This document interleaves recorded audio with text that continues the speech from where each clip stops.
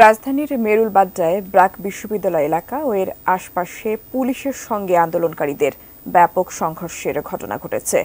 ওই এলাকা এখন উত্তাল। সহকর্মী শফিকুল হক জানাচ্ছেন সেখানকার সবশেষ পরিস্থিতি।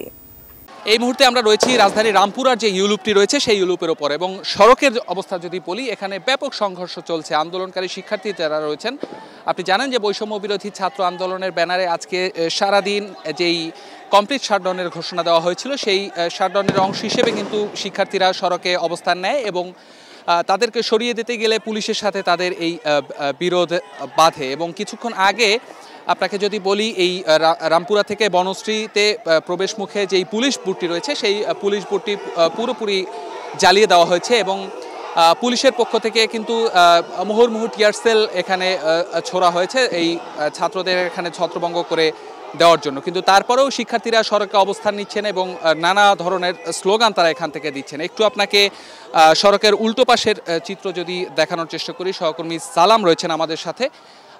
রাস্তার এপারে রামপুরা থেকে মালিবাগের দিকে যাওয়ার যেই সড়কটি রয়েছে, সেই সড়কে কিন্তু পুলিশের উপস্থিতি আমরা দেখতে পাচ্ছি এবং তারা ধীরে ধীরে সামনের দিকে আগানোর চেষ্টা করছে এবং তারা টিয়ার সেল এবং ফাঁকা গুলি, সাউন্ড গ্রেনেডের মাধ্যমে আসলে এই শিক্ষার্থীদের এখান থেকে ছত্রভঙ্গ করে দেওয়ার চেষ্টা তারা চালাচ্ছেন।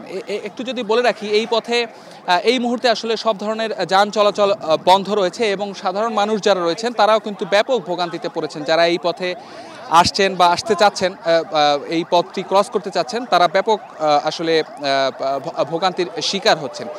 একটি বিষয় বলে রাখি যে পুলিশের পক্ষ থেকে কিন্তু আমাদের এখন পর্যন্ত এখানে কোনো ধরনের বক্তব্য আমরা নিতে পারিনি। এখানে পুলিশের যে বুথটি, সেই বুথটি জ্বালিয়ে দেওয়ার ব্যাপারে এখানে আন্দোলনরত শিক্ষার্থী যারা রয়েছেন তাদের পক্ষ থেকে দাবি করা হচ্ছে যে এই পুলিশ বুথের আগুনটি আসলে তারা এখানে দেয়নি, অন্য কোনো পক্ষ এখানে এই আগুন লাগিয়ে থাকতে পারে। তো সবকিছু মিলিয়ে এই সড়কে এখন পুরোপুরি একটি ভয়াবহ পরিস্থিতির এখানে সৃষ্টি হয়েছে এবং পুলিশ তাদের অবস্থানে রয়েছেন, শিক্ষার্থীরাও আসলে তাদের যে অবস্থান সেই অবস্থানে রয়েছেন। তো রামপুরা থেকে এই ছিল এখন পর্যন্ত আমার কাছে এই কোটা বিরোধী আন্দোলনের যেই আজকে শাটডাউন কর্মসূচি, সেই কর্মসূচির সবশেষ খবর।